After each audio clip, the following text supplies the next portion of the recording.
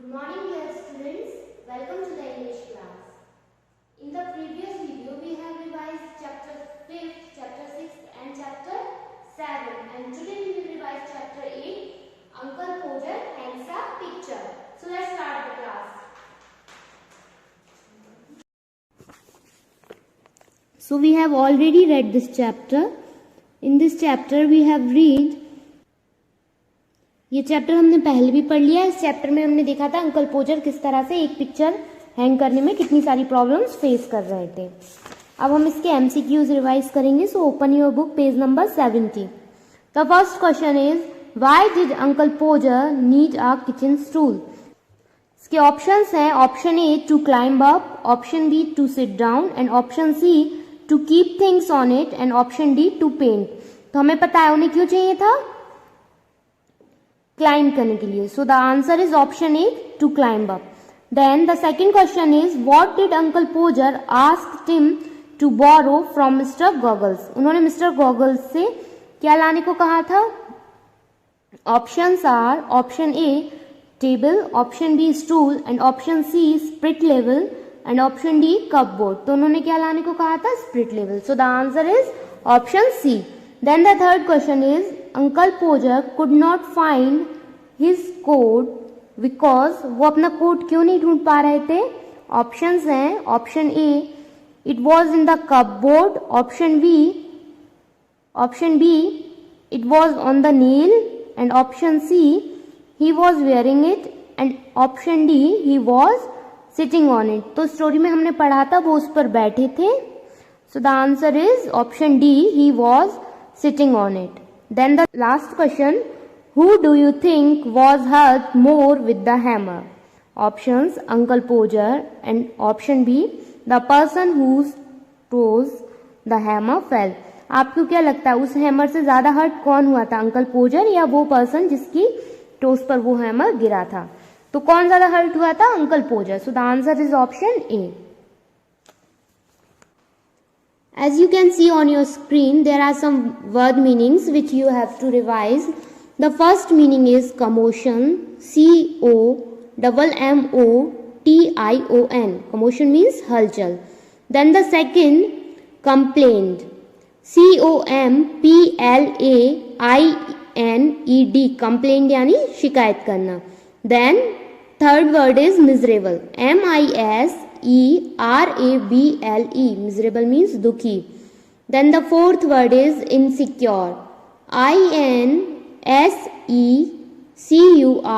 insecure. insecure means असुरक्षित.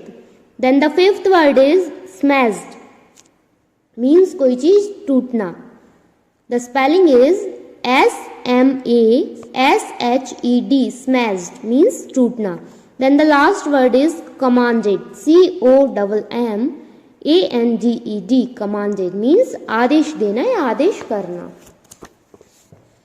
ये सारे वर्ड मीनिंग आपको याद करने हैं. बस आपके दो चैप्टर्स में ही वर्ड मीनिंग्स हैं, चैप्टर 8 एंड चैप्टर 10. ये आपको याद करने हैं. आपको इनकी स्पेलिंग से याद करनी है, इनका हिंदी मीनिंग याद करना है. एग्जाम में जब आपको इसका हिंदी मीनिंग दिया जाए तो आपको इसका इंग्लिश मीनिंग लिखना है with the correct spelling. Spelling correct होना चाहिए, तो इनको आपको बहुत अच्छे से याद करना होगा. Now let's revise question answers. The first question is what came from the frame maker one day. The answer is a picture came from the frame maker. Then the second question is how many people were there to help uncle Podger, name them. Uncle Podger की कितने लोग help कर रहे थे, उनका नाम लिखो. So the answer is there were 6 people. First is aunt Maria, second Tim, third Tom, fourth is charwoman, then fifth is an unnamed girl and last is an unnamed boy. Then the third question is oh you leave that to me. Why did Uncle Poacher say this? ये तुम मुझ पर छोड़ दो, uncle पोचर ने ऐसा क्यों कहा था. Because he want to hang the picture. So the answer is Uncle Poacher said so because he wanted to hang the picture. Then the fourth question is why did Uncle Poacher stop Maria from going anywhere, uncle poison ने मारिया को कहीं भी जाने से क्यों रोका था? Because he wanted her to hold the light, उन्हें वो उसकी लाइट को पकड़ने के लिए जरूरत थी. Then the last question is, do you think team work helps to make difficult task easy? Give reason for your answer. आपको लगता है टीम वर्क कोई भी टास्क को इजी करता है? अगर हाँ तो अपने आंसर को सपोर्ट करने के लिए रीजन दो. तो हमें लगता है टीम वर्क टास्क को इजी करता है. क्यों करता है? क्योंकि ज्यादा लोग होते हैं तो काम जल्दी होता है.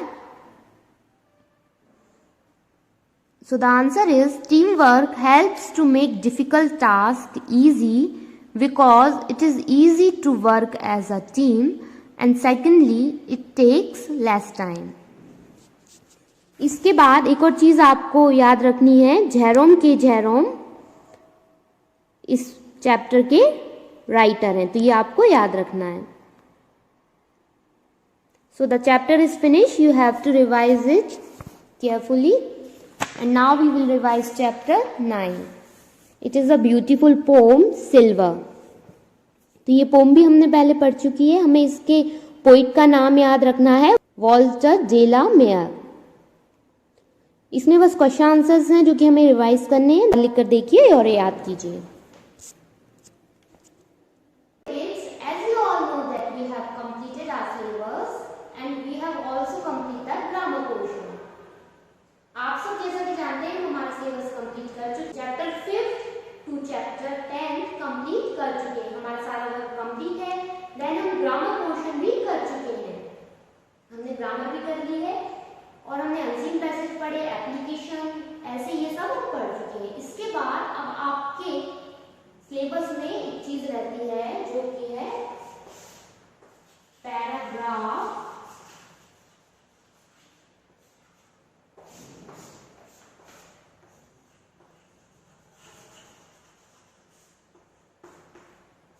राइटिंग. आपके एग्जाम में पैराग्राफ राइटिंग किया गया, तो इसके लिए आपको कोई भी एक टॉपिक दिया जाएगा और उस पर आपको एक शॉर्ट पैराग्राफ लिखना होगा इन 5 to 6 लाइन. 5 से 6 लाइन में आपको उस टॉपिक पर एक पैराग्राफ लिखना होगा. तो वैसे तो आप ये पैराग्राफ अपने हिसाब से लिख सकते हो. जैसे एग्जाम में आए, suppose right a paragraph on my hobby. तो इसमें जो भी आपकी हॉबी है उस पर आपको एक पैराग्राफ लिखना होगा. तो वैसे तो ये पैराग्राफ आपको खुद लिखना है, बट एक एग्जांपल के लिए मैं एक आपको पैराग्राफ बता देती हूँ, समझा देती हूँ आपको कैसे करना है. So this is a paragraph on book reading. There are many hobbies but book reading is my favourite hobby. वैसे तो बहुत सी हॉबीज होती है बट बुक रीडिंग मेरी फेवरेट हॉबी है. It gives me a lot of knowledge. ये मुझे बहुत सारा नॉलेज देती है. बुक रीडिंग से हमें बहुत सारा नॉलेज मिलता है. I purchase all of books with my own pocket money. मैं सारी बुक्स अपनी पॉकेट मनी से परचेज करता हूँ. I like to read books. मुझे बुक रीड करना बहुत पसंद है. I read Hindi books and English books. मैं हिंदी बुक्स और इंग्लिश बुक्स पढ़ता हूँ. तो इस टाइप से आपको एग्जाम में जो भी टॉपिक दिया जाए उस पर एक पैराग्राफ लिखना है. मे बी एग्जाम में माय हॉबी पर पैराग्राफ आ जाए तो इसमें आप अपनी कोई भी हॉबी, जो आपकी हॉबी हो, उसका पैराग्राफ लिख सकते हो. और if you are unable to write it then you can read this. You have to learn it. You have to write this many times then you can write it in your exam. So this is a paragraph which you have to write in your exam. In the next video we will talk about exam pattern and I will show you that how your exam paper will be. So we will meet in our next video. Till then, revise all the chapters and thank you. Have a nice day.